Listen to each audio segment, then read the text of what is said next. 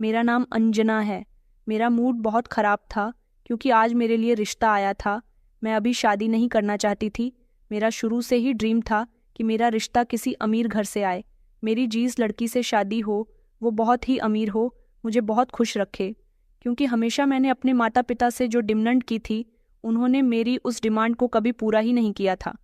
बचपन से लेकर जवान होने तक मैं हर चीज़ के लिए तरसती थी। कई बार जिद करने पर भी मुझे मेरी पसंद का सामान नहीं मिलता था।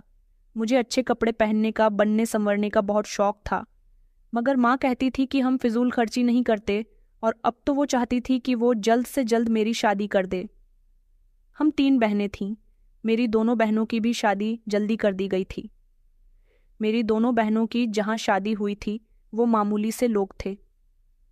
मैं चाहती थी कि मेरी शादी तो अमीर लड़की से हो, और मैं शुरू से ही अपने माता पिता से यही कहती आई थी।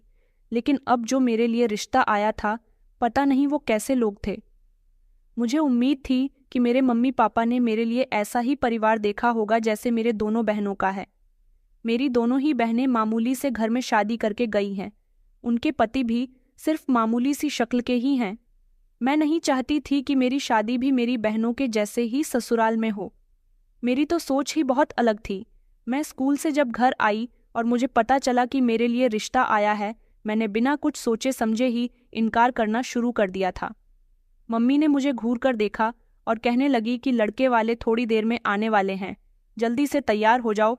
लेकिन मैंने अभी भी मना किया तो मम्मी कहने लगी कि तुम्हारा दिमाग तो खराब नहीं हो गया, एक बार लड़के को देख लो, तुम्हारे लिए अच्छे ही रिश्ते की तलाश की है, क्योंकि तुम्हारा दिमाग तो आसमान की ऊंचाइयों को छूते हैं। माँ ने मुझे हमेशा की तरह समझाया, मगर मेरी अक्ल में ये बात कहाँ समान थी। 2 घंटे बाद जब लड़के वाले मुझे देखने के लिए आए तो लड़के को देखकर मैं दंग रह गई थी। लड़का बहुत अच्छा था। उसके घर वालों का पहनना उड़ना भी अच्छा था। इस हिसाब से यही लग रहा था कि ये लोग खाते पीते घर के हैं। उन्होंने तो मुझे पसंद कर लिया था। लड़की के माता पिता नहीं थे, उसके भैया भाभी थे, और ना ही कोई बहन थी। मेरे मम्मी पापा को भी लड़का पसंद आ गया था। लड़के को देखने के बाद मैंने कुछ नहीं कहा था, और फिर मैं खामोशी से शादी करने के लिए तैयार हो गई थी। मेरे मन में लड्डू फूट रहे थे। मेरा पति देखने में बहुत अच्छा था, और मुझे उससे उम्मीद थी कि वो मेरी सारी ख्वाहिशों को पूरा करेगा। मेरी शादी हुई तो विदाई के समय मम्मी ने मुझे आशीर्वाद दिया कि अपने घर में हमेशा बसने की कोशिश करना, कभी लड़ झगड़ कर यहाँ होगी तो हम तुम्हारे हक में कभी नहीं बोलेंगे। इसका मतलब यही था कि वो लोग मुझे इस घर से भेजकर मुझसे सारे संबंध खत्म कर देना चाहते थे। कि उनका आशीर्वाद था या फिर कुछ और, मैं समझ नहीं पाई थी। फिलहाल जब लड़की की शादी हो जाती है तो मायके में उसके लिए दरवाजे बंद हो जाते हैं। मेरे मम्मी पापा ने तो विदाई के समय ही मुझसे इतनी बड़ी बड़ी बातें कह दी थीं कि मेरे दिल को लग गई थी, और मैंने सोच लिया था कि मैं अपने पति के घर में खुश रहूंगी, तो मुझे क्या ज़रूरत है अपने माता पिता के घर जाने की। मैं विदा होकर जब अपने ससुराल आई तो मेरा स्वागत बहुत अच्छे से किया गया था।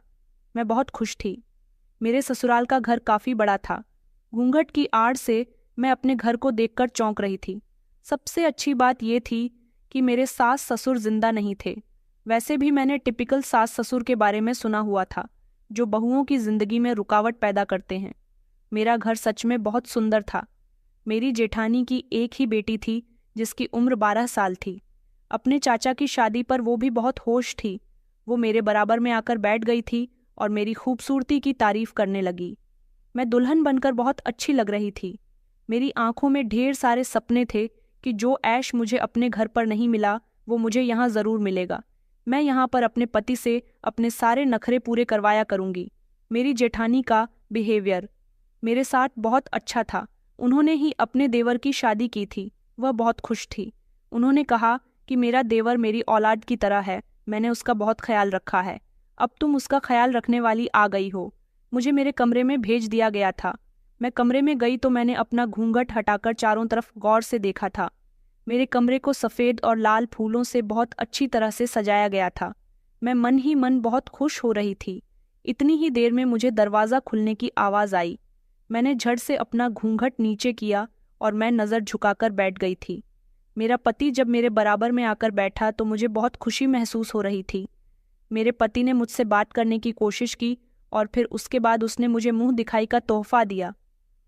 मेरे पति ने मुझे सोने की अंगूठी गिफ्ट की थी, जिसे देखकर मैं हैरान रह गई थी। पहली बार मैंने अपने हाथ में सोने की अंगूठी पहनी थी। शादी की पहली राह थी। मेरे पति ने मुझसे कहा था कि तुम्हें इस घर में मेरी भाभी के साथ मिलजुल कर रहना है। भाभी ने बचपन से लेकर अब तक मेरा बहुत ख्याल रखा है। वो मेरी भाभी नहीं बल्कि मेरी माँ है। मैं उनको अपनी माँ का दर्जा देता हूँ। मैंने अपने पति से वादा किया था कि मैं वही करूँगी जैसा आपको अच्छा लगता है। मेरा पति खुश हुआ था और फिर उसके बाद मेरी शादीशुदा जिंदगी की शुरुआत हो गई थी। शादी के अगले दिन जब मैं तैयार होकर रसोई में गई तो मैंने अपने हाथ से पहली बार खाना बनाया था। मेरे जेठ की अपनी इलेक्ट्रॉनिक्स की दुकान थी। शादी के अगले ही दिन मुझे इतना अच्छा नाश्ता परोसा गया था कि ऐसा नाश्ता मैंने अपनी पूरी जिंदगी में नहीं किया था। मैं तो अपने आप को जैसे किसी महल की मलिका समझ रही थी। मेरी दोनों ही बहनों की ससुराल बस मामूली सी थी। शादी के 2 दिन बाद जब मैं अपने मायके गई, वहाँ पर मेरी बहनें भी आई हुई थीं। मैं उन दोनों से बड़े घमंड के साथ बात कर रही थी, उनको नीचा दिखाने की कोशिश कर रही थी। वो दोनों खामोशी से मेरी बातों को सुन रही थीं। मुझे खुश देखकर मेरे माता पिता भी खुश थे। मैं जानबूझकर अपने मायके गई थी ताकि अपने मायके वालों को ये जाता सकूं कि मेरा पति और मेरा ससुराल कितना अच्छा है। मेरी जेठानी मुझ पर किसी तरह की कोई रोक टोक नहीं करती थी।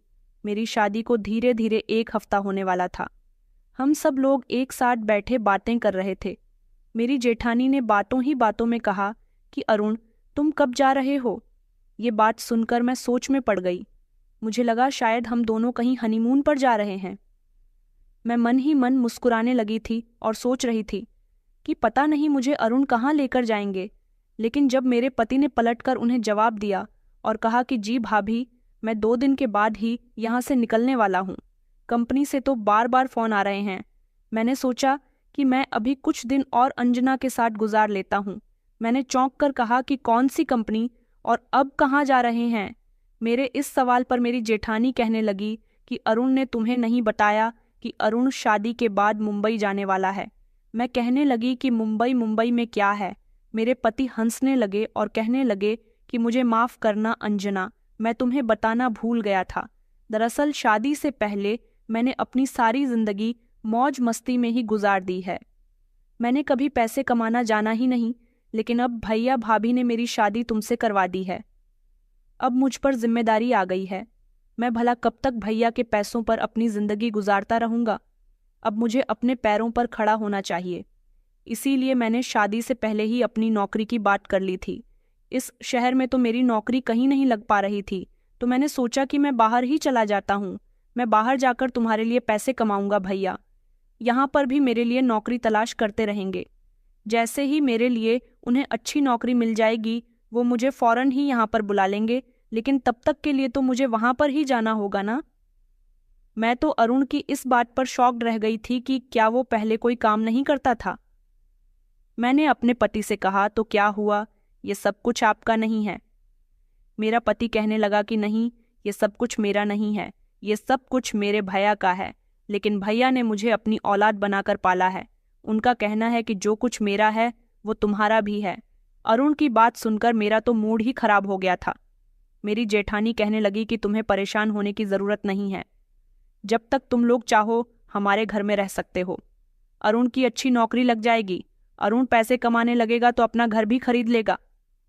मैंने एक झटके से अपनी जेठानी की तरफ देखा और कहा, क्या ये घर भी अरुण का नहीं है?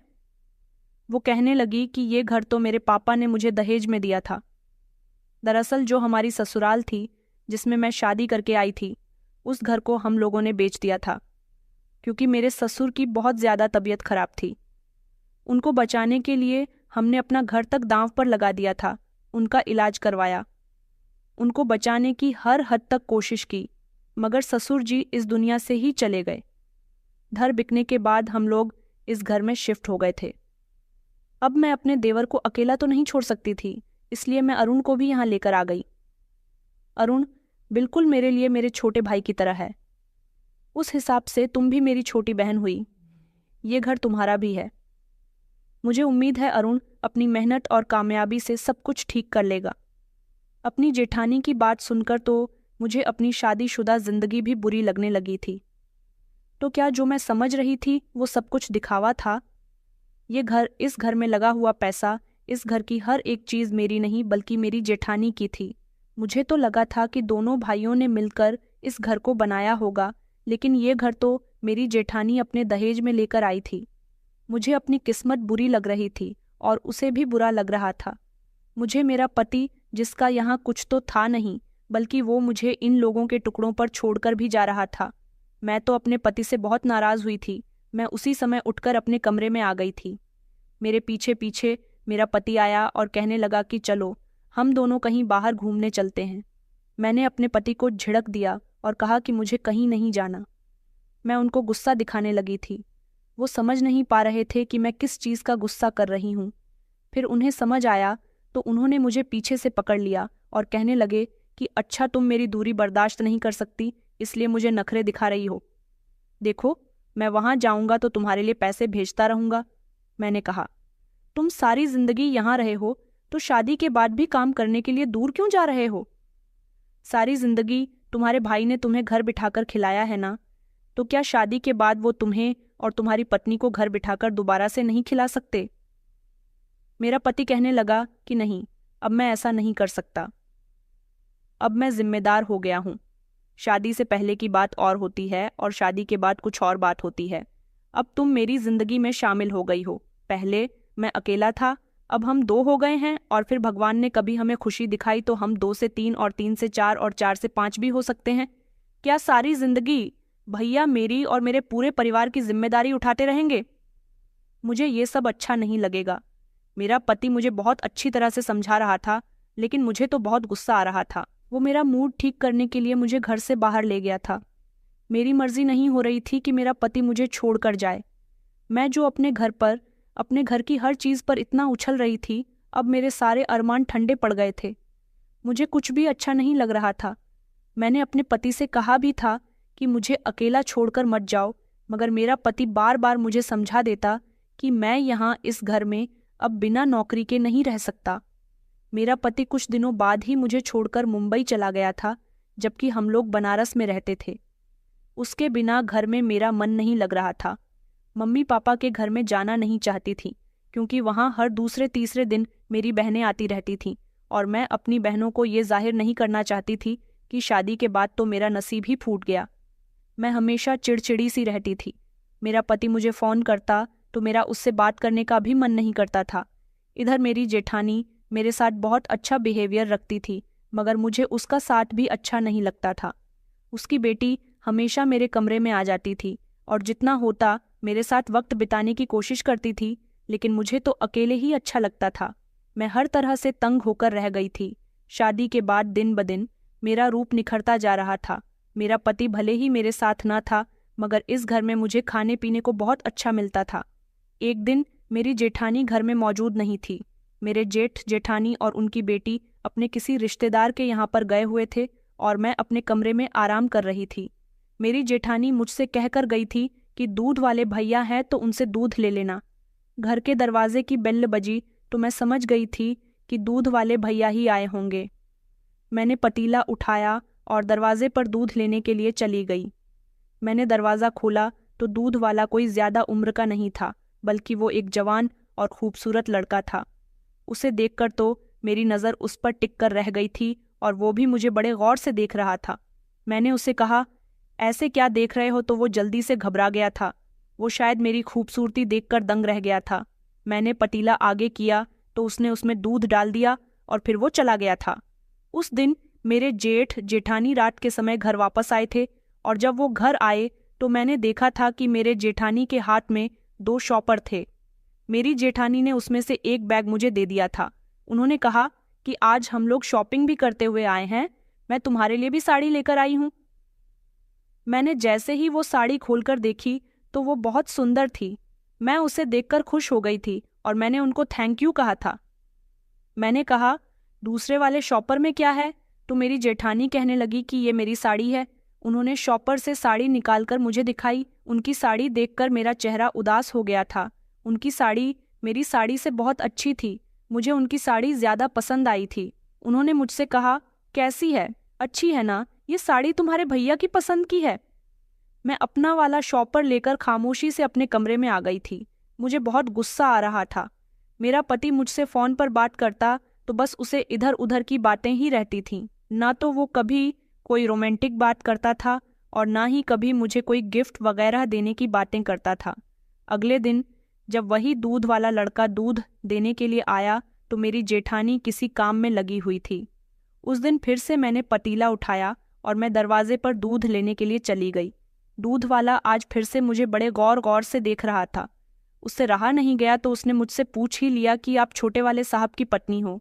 मैंने कहा कि हाँ, तुम क्यों पूछ रहे हो? वो बोला, क्योंकि आज तक बड़ी वाली मैडम ही मुझसे दूध लेती आई है ना। आपको तो मैं अभी 2-3 दिन से देख रहा हूँ। वो कहने लगा कि आजकल छोटे साहब कहीं दिखाई नहीं दे रहे। मैंने कहा कि वो काम के सिलसिले में मुंबई गए हुए हैं। दूध वाला कहने लगा कि बड़ी हैरानी की बात है, उनकी अभी नई नई शादी हुई है।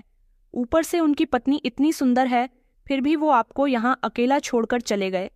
छोटे साहब तो बड़े ही जालिम निकले। कोई भला अपनी इतनी सुंदर पत्नी को घर छोड़कर जाता है क्या? वो भी तब जब शादी को ज्यादा दिन भी ना हुए हों। अगर मेरी पत्नी आप जैसी सुंदर हुई तो मैं तो उसे कभी भी अकेला छोड़कर नहीं जाऊंगा, बल्कि उसकी खातिर तो मैं जमीन आसमान एक कर दूंगा।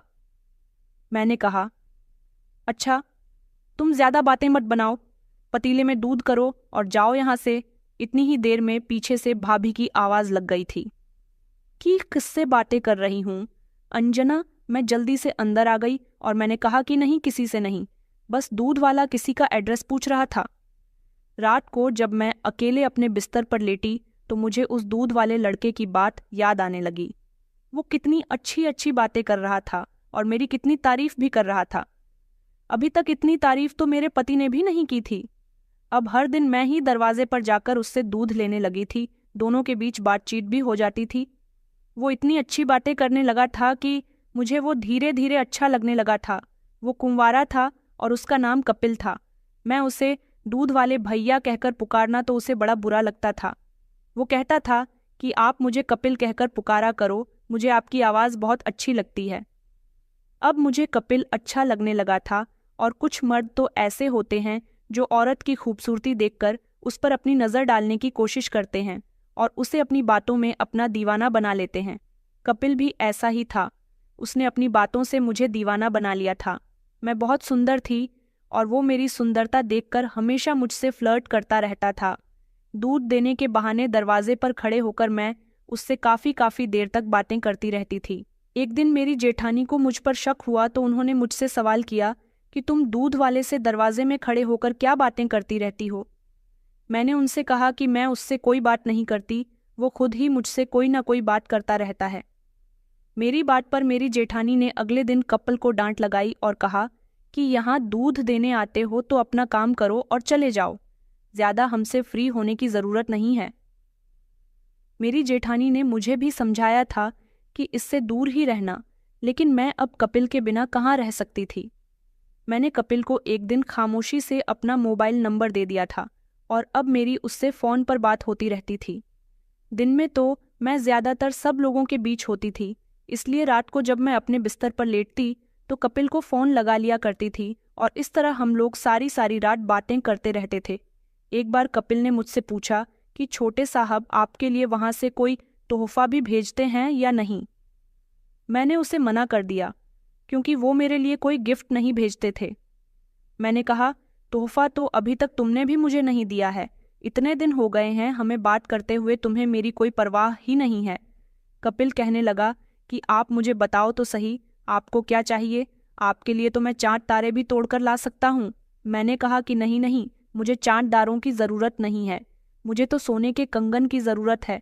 मुझे सोने के कंगन बहुत पसंद है, या तुम मेरे लिए ला सकते हो। कपिल कहने लगा कि सोने के कंगन तो बहुत महंगे हो जाएंगे, मगर फिर भी मैं कोशिश करता हूँ, आपकी खातिर मैं इतना तो कर ही सकता हूँ ना। सोने के कंगन के लिए मैंने कपिल से इसीलिए कहा था क्योंकि मेरे जेठ ने जेठानी को एनिवर्सरी के गिफ्ट में सोने के कंगन दिए थे और तभी से मेरे मन को कंगन की लग गई थी। मैंने अपने पति से फ़ोन करके कहा कि मुझे सोने के कंगन चाहिए, तुम कुछ भी करके मुझे इतने पैसे भेजो कि मैं वो खरीद सकूं। तो मेरा पति कहने लगा कि तुम पागल हो गई हो, क्या तुम्हें नहीं पता कि गोल्ड कितना महंगा है? अभी मैंने 40,000 भैया को भेजे हैं। घर खर्च के लिए मैंने अपने लिए भी पैसे नहीं रोके और तुम्हारा कहना है कि मैं तुम्हें सोने के कंगन दिलवा दूं। पहले मेरी सैलरी तो ज्यादा हो जाए तभी तो दिलवाऊंगा। मैंने कहा कि तुमने अपने भैया को 40,000 क्यों भेजे हैं तुम्हें? वो पैसे मुझे देने चाहिए थे, उन पर मेरा हक है। मेरा पति कहने लगा कि नहीं, अभी उन पर तुम्हारा कोई हक नहीं है।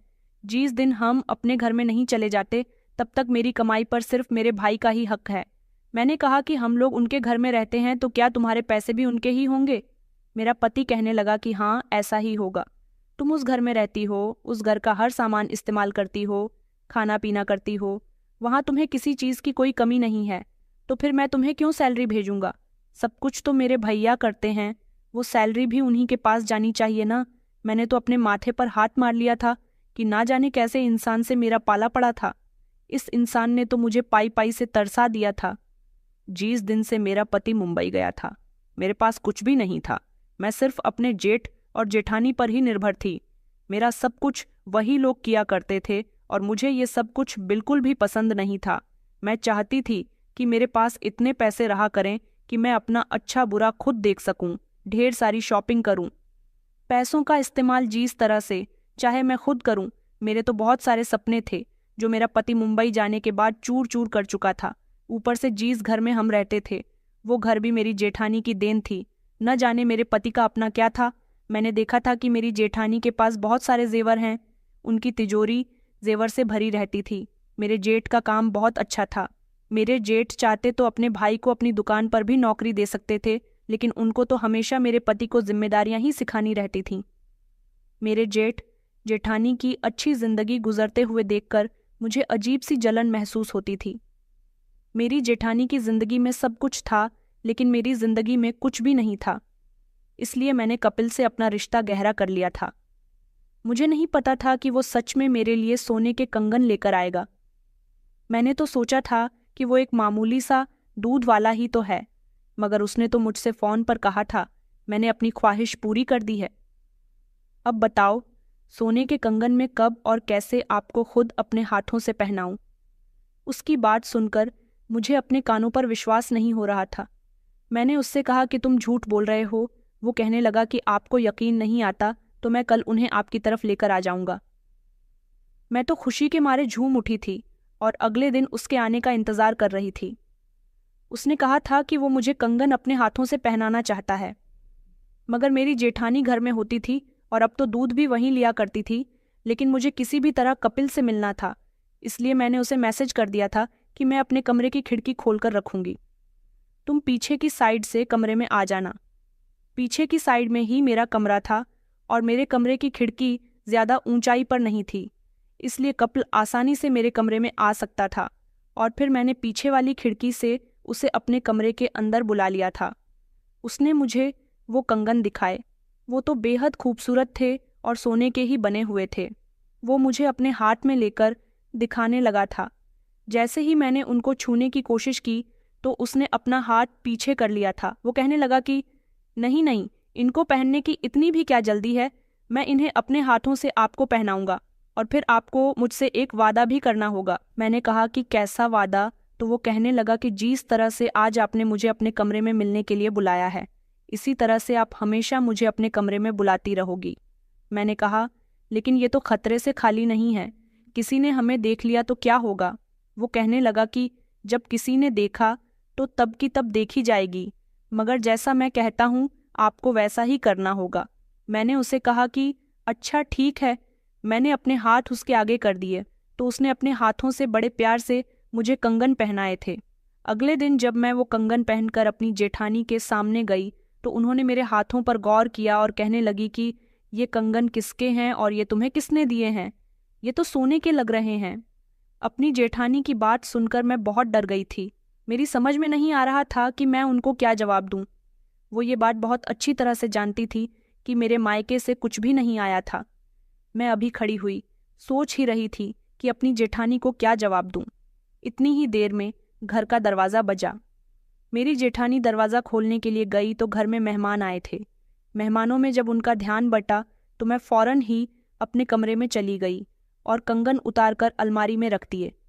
उसकी जगह मैंने दूसरे आर्टिफिशियल कंगन पहन लिए थे और फिर मैं उनके सामने आई। जब मेहमान चले गए तो मेरी जेठानी ने दोबारा से मेरे हाथों पर गौर किया। वो कहने लगी कि ये कंगन तुम्हें किसने दिए? मैंने कहा, भाभी, ये कंगन तो मेरे अपने हैं। मेरी जेठानी ने जब उन कंगन को गौर से देखा तो वो कहने लगी, ये वो नहीं है जो मैंने थोड़ी देर पहले तुम्हारे हाथों में देखे थे। मैंने कहा, भाभी, ऐसा कैसे हो सकता है?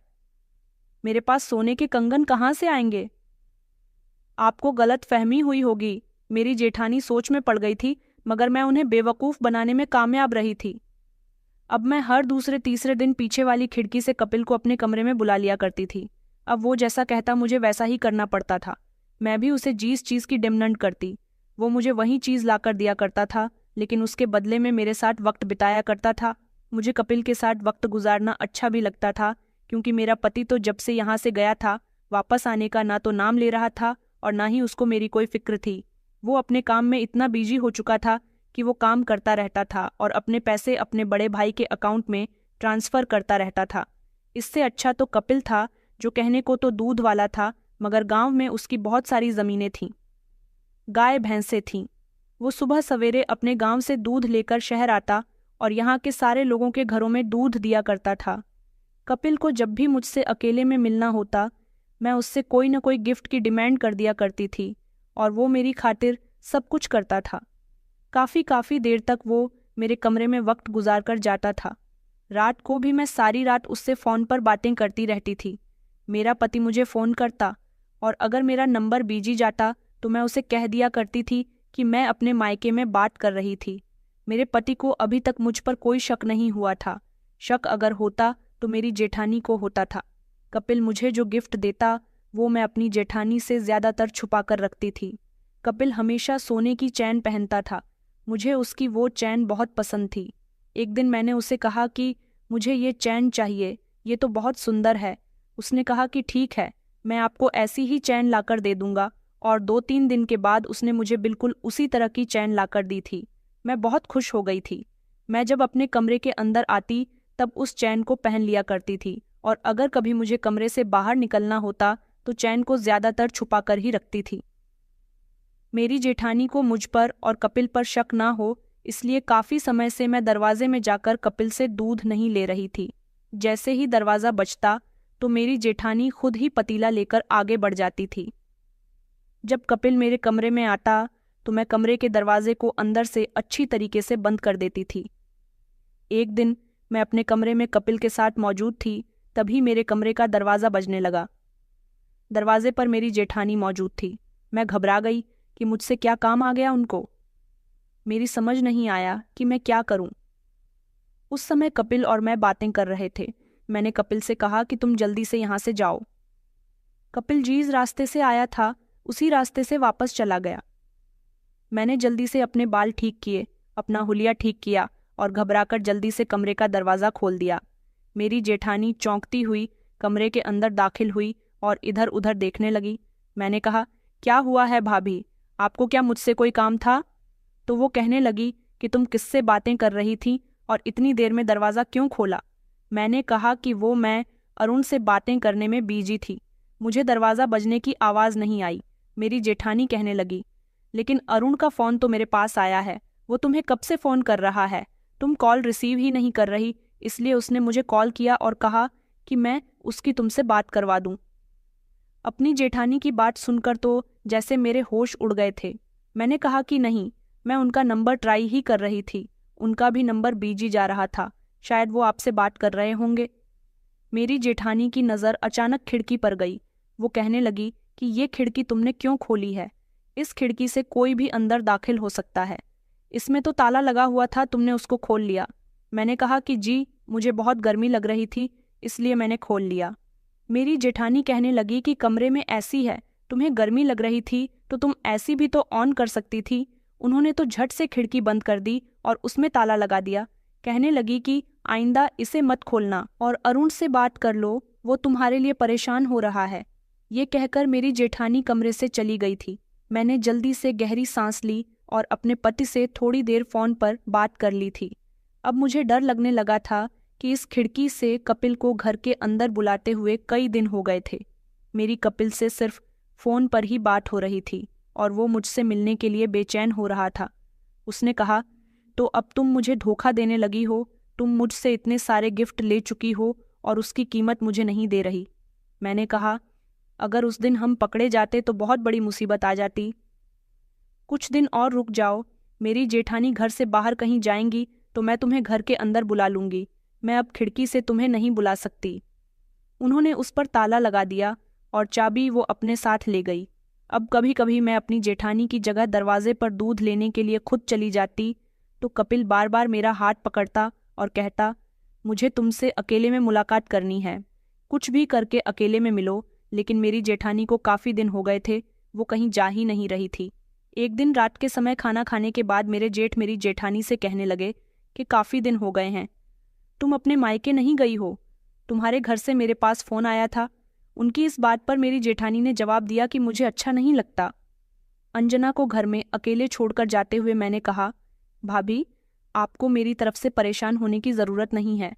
मैं बच्ची थोड़ी ना हूँ। आप आराम से कल अपने मायके चली जाइए और 1-2 दिन रुक कर आइएगा। जेठानी कहने लगी कि नहीं नहीं, अभी मैं वहाँ रुकने के लिए नहीं जा सकती। तुम्हें तो पता है ना कि प्राची के एग्ज़ाम्स चल रहे हैं और उसे ट्यूशन भी जाना होता है। इस समय बच्चों की पढ़ाई बहुत ज़रूरी है। मैंने कहा, भाभी, तो इसमें कौन सी परेशानी वाली बात है? आप प्राची को मेरे पास छोड़कर चली जाना। मैं उसे सुबह स्कूल भी भेज दूंगी और वो ट्यूशन भी चली जाया करेगी। मेरे जेठ ने कहा कि अंजना ठीक ही तो कह रही है, वो प्राची का ख्याल रख लेगी। हम लोग कल तुम्हारे मायके चलते हैं।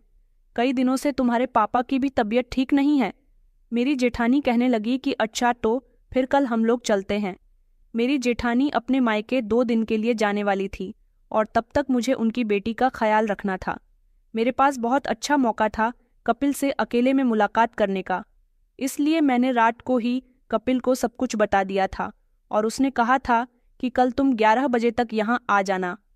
अगले दिन सुबह के 9 बजे तक प्राची स्कूल चली गई थी और 10 बजे तक मेरे जेठ जेठानी घर से निकल गए थे। अब मैं घर में अकेली थी। उनके जाने के आधे घंटे के बाद ही मैंने कपिल को घर पर बुला लिया था। घर के अंदर आते ही कपिल ने झट से मुझे गले लगाया और फिर उसके बाद हम दोनों कमरे में चले गए थे। काफ़ी देर तक हम दोनों ने एक साथ वक्त गुजारा था। कपिल मेरे बराबर में ही बैठा हुआ था। मैंने उसके हाथों में अपने हाथ थाम लिए, उसके कंधे पर अपना सर रख लिया और उससे कहने लगी कि आखिर कब तक हम ऐसे ही छुप छुप कर मिलते रहेंगे। मुझे तो अब ये चूहा बिल्ली का खेल बिल्कुल भी पसंद नहीं आ रहा। मैं थक चुकी हूँ। ये सब करते करते कपिल कहने लगा कि काश तुम्हारी शादी मेरे साथ हुई होती तो मैं तुम्हें बहुत खुश रखता। एक तुम्हारा पति है जो इतनी सुंदर पत्नी को यहाँ छोड़कर खुद मुंबई में बैठा हुआ है। अपने पति का तो नाम भी मुझे बुरा लगता था क्योंकि वो इंसान कुछ भी करने के लायक नहीं था। कपिल कहने लगा कि जब तक तुम्हारा पति यहाँ पर नहीं आ जाता तब तक तुम मेरे साथ अपना वक्त गुजार सकती हो। मुझे भी तो तुम्हारे साथ वक्त गुजारना अच्छा लगता है। अभी हम दोनों यही बातें कर रहे थे जब अचानक मेरी नज़र कमरे के दरवाजे पर गई तो मैंने देखा कि स्कूल की ड्रेस में और कंधों पर बैग लिए मेरी जेठानी की बेटी प्राची दरवाजे पर खड़ी हुई थी। हम दोनों को बड़ी गौर गौर से देख रही थी। शायद वो हम दोनों के बीच होने वाली बातों को भी सुन चुकी थी। मैं घबराकर खड़ी हुई और उसके करीब गई। मैंने कहा कि प्राची, तुम इतनी जल्दी घर कैसे आ गई? वो कुछ नहीं बोल रही थी, बिल्कुल खामोश खड़ी हुई थी। वो तो बस लगातार कपिल को ही देखी जा रही थी। मैंने कहा, प्राची बेटा बताओ ना क्या बात है, चलो हम बाहर चलते हैं। मैं उसे कमरे से बाहर लेकर चली गई। मैंने उससे फिर पूछा कि तुम इतनी जल्दी कैसे आ गई हो? तो वो कहने लगी कि स्कूल की जल्दी छुट्टी हो गई थी, इसीलिए मैंने उससे कहा कि अच्छा ठीक है, तुम अपने कमरे में जाओ और अपने कपड़े चेंज करो, मैं तुम्हारे लिए खाना लगाती हूँ। मेरे तो पसीने छूटने लगे थे। वो अपने कमरे में चली गई थी। मैं फौरन ही कपिल के पास गई। मैंने उससे कहा कि कपिल, बहुत बड़ी मुसीबत हो गई है। अगर प्राची ने घर के सब लोगों को तुम्हारे बारे में बता दिया तो क्या होगा? और मुझे उम्मीद है कि वो बता देगी। ये सबके जाने के बाद मैं तुम्हारी बाहों में बाहें डालकर बैठी हुई थी। मेरी बहुत बेइज्जती होगी। मेरे खैर नहीं है और अरुण तो मुझे जान से ही मार डालेगा। कपिल कहने लगा कि तुम्हें इतना डरने की कोई ज़रूरत नहीं है। तुम मुझे 5 मिनट दो, मैं अभी आता हूँ। मैंने कहा कि मैं इतनी बड़ी मुश्किल में फंसी हुई हूँ और तुम मुझे छोड़कर जा रहे हो।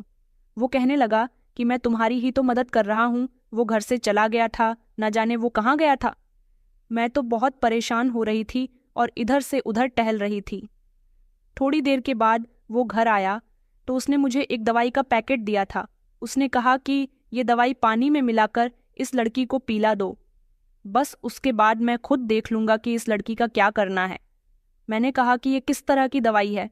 कपिल कहने लगा कि जैसा मैं तुमसे कहता हूँ वैसा ही करो। मैंने कपिल के कहने के मुताबिक पानी में वो दवाई मिलाकर और पानी ले जाकर प्राची को दिया। प्राची को शायद बहुत तेज प्यास लगी हुई थी, इसलिए उसने झट से मेरे हाथ से ग्लास पकड़ा और एक ही सांस में पूरा ग्लास खत्म कर दिया था। थोड़ी देर गुजरी कि प्राची को चक्कर आने लगे। मैंने उसे पकड़ा, वो चकराकर जमीन पर गिरने जा रही थी। मैं उसे बार बार कह रही थी कि प्राची क्या हुआ, क्योंकि मेरी तो कुछ समझ ही नहीं आ रहा था कि वो ऐसा क्यों कर रही है।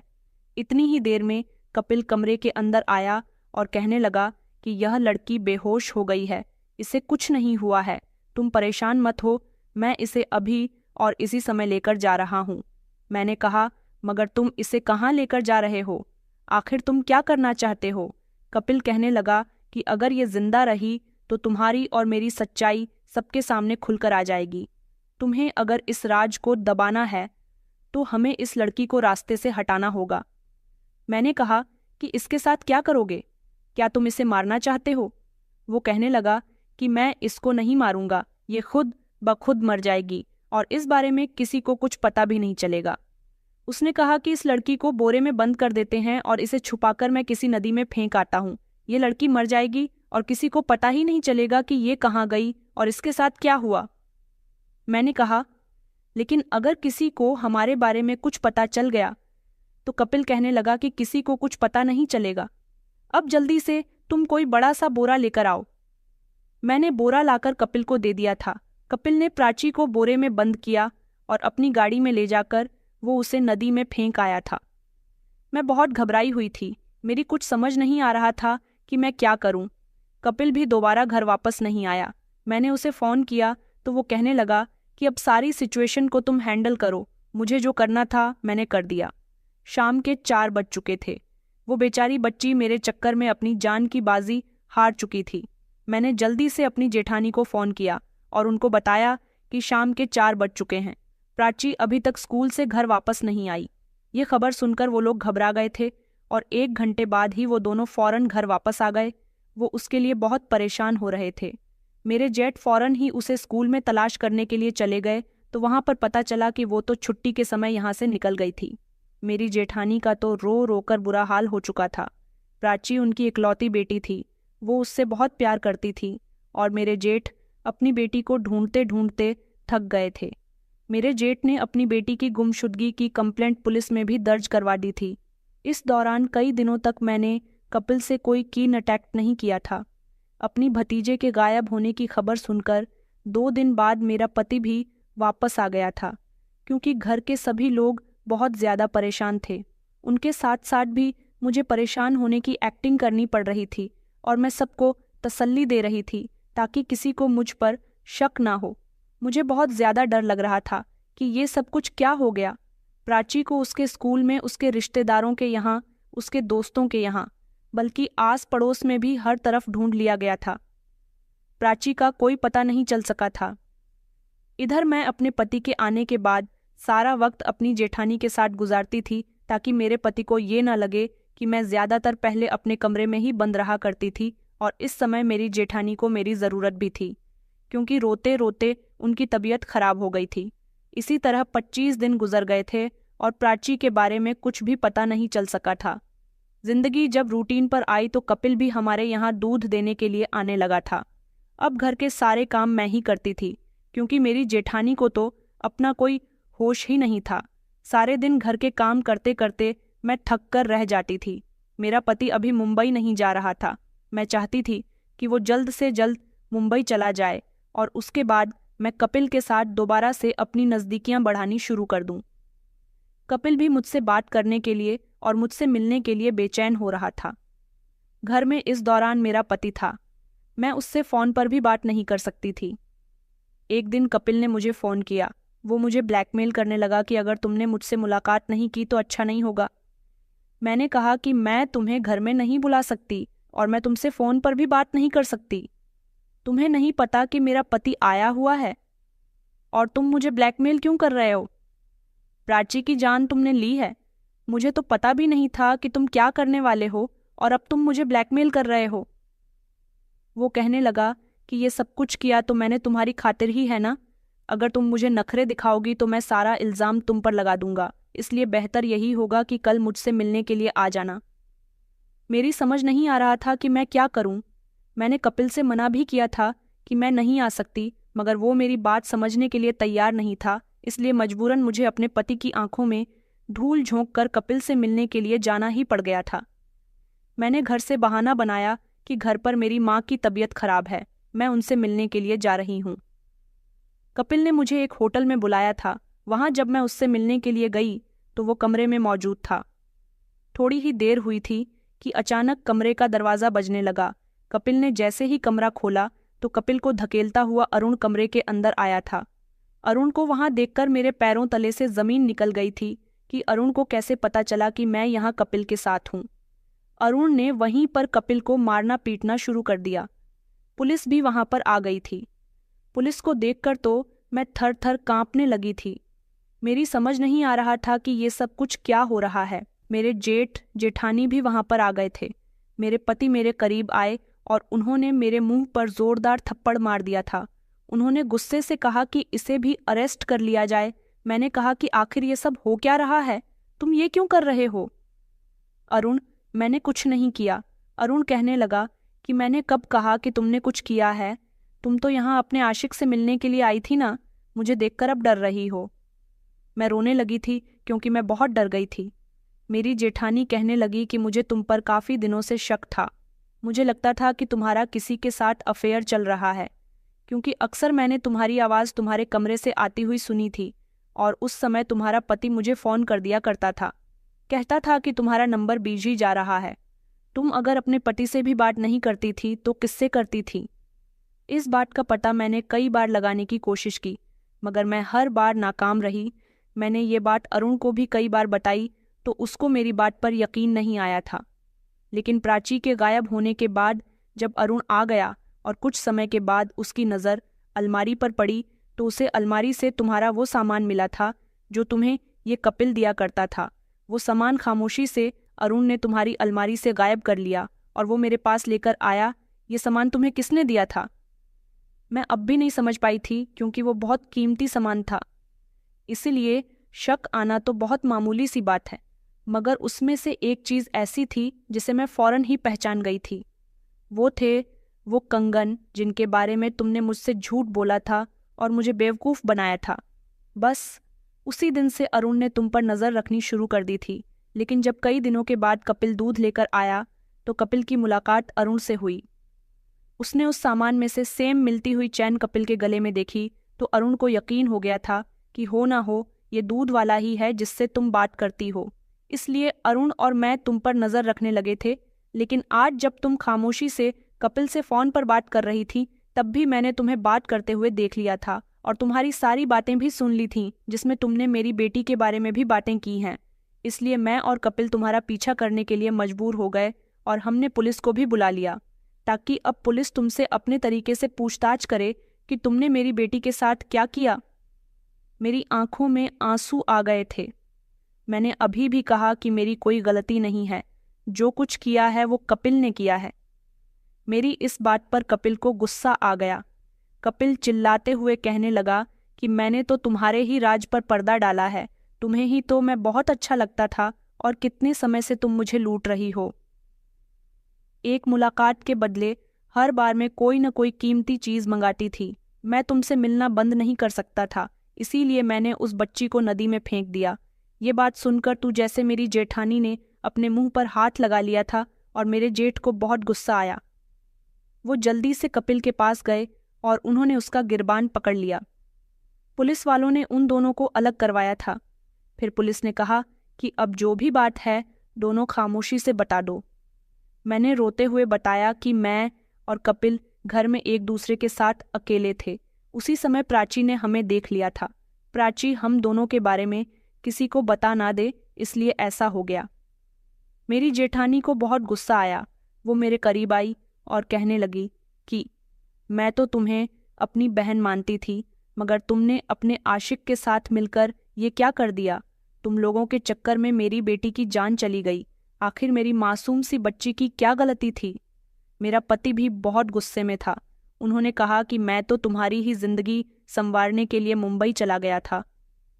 मुझे क्या पता था कि तुम इतनी लालची हो कि मेरे जाने के फौरन बाद ही इस मामूली से इंसान को अपने प्यार के जाल में फंसा लोगी। मुझे अरुण की बात पर बहुत गुस्सा आया। मैंने कहा, ये कोई मामूली सा इंसान नहीं है। भले ही ये मुझसे मुलाकात करने के लिए मुझे कीमती सामान दिया करता था, मगर मेरा हर कहना मानता था। और तुम्हारा अपना क्या है? तुम खुद किसी काबिल नहीं हो। तुम्हें कभी अपनी पत्नी की फिक्र नहीं हुई? हमारी शादी को 4 महीने हो चुके हैं। अब तक तुमने मुझे दिया ही क्या है? अगर तुम मुझे खुश रखते तो शायद मैं किसी और के संबंध में ना बनती। हम दोनों अपनी अपनी गवाही दे चुके थे। कपिल और मुझे अरेस्ट कर लिया गया था। जिस नदी में कपिल ने प्राची की लाश को फेंका था, पुलिस ने उसी नदी में प्राची को बहुत तलाश किया। फिर फाइनली प्राची की लाश मिल गई थी, मगर प्राची इस दुनिया से जा चुकी थी। लालच बहुत बुरी बला है। सही वक्त पर मेरी सच्चाई सबके सामने आ गई। हो सकता है कि मैं सारी जिंदगी लालच करती रहती। मैं अपने पति को कभी नहीं समझ पाई। मेरा पति जो मुझसे थोड़ा सा वक्त मांग रहा था सब कुछ ठीक करने के लिए, मगर मुझसे इंतज़ार नहीं हुआ। इसलिए मुझसे इतनी बड़ी गलती हो गई कि मैंने अपने पति का भरोसा तोड़ा और अपनी जेठानी की गोद को उजाड़ दिया। कपिल तो था ही ठरकी। अपने मज़े के लिए उसने मेरी हर ख्वाहिश पूरी की। वो ऐसा इंसान था जो दूसरी औरतों के पास जाता था, वहाँ भी उसे पैसे देने पड़ते थे। इसीलिए उसने मेरी डिमांड्स को पूरा करना ज़्यादा बेहतर समझा, मगर मैं लालच की वजह से अंधी हो चुकी थी। मुझे दिखाई ही नहीं दिया कि मेरे माता पिता ने मेरी शादी कितने अच्छे परिवार में की है। अगर मैं अपने अच्छे परिवार को अच्छी तरह से समझती तो शायद आज मैं जेल में न बैठी होती। आज मैं अपने की सज़ा भुगत रही हूँ और जेल से ही आप लोगों को अपनी ये कहानी भेज रही हूँ। जब इंसान अपनी इच्छाओं के पीछे सच और अपने कर्तव्यों को भूल जाता है, तब उसका अंजाम हमेशा विनाशकारी होता है। मेरी गलतियों ने न केवल मेरी जिंदगी बर्बाद कर दी, बल्कि एक मासूम बच्ची की जान भी ले ली। जब तक मैंने अपनी गलतियों को समझा, तब तक बहुत देर हो चुकी थी। धोखा और स्वार्थ से किए गए फैसले इंसान को हमेशा पछतावा ही देते हैं। रिश्तों में ईमानदारी और भरोसा सबसे बड़ा धन है। अगर आप अपने रिश्तों को संभाल नहीं सकते तो वो धीरे धीरे खत्म हो जाते हैं। सच चाहे कितना भी छिपाने की कोशिश की जाए, लेकिन वो एक दिन ज़रूर सामने आ जाता है और उसका परिणाम हर किसी को भुगतना पड़ता है। ये कहानी हर किसी को ये समझाती है कि छाव की पूर्ति के लिए अपने कर्तव्यों और रिश्तों को अनदेखा करना जीवन में सिर्फ विनाश लेकर आता है। गलत रास्ता कभी सही मंजिल तक नहीं ले जाता। दोस्तों, उम्मीद करती हूँ आपको हमारी कहानी पसंद आई होगी। कहानी पसंद आई है तो वीडियो को लाइक करें। चैनल पर नए हैं तो चैनल को सब्सक्राइब करें। धन्यवाद।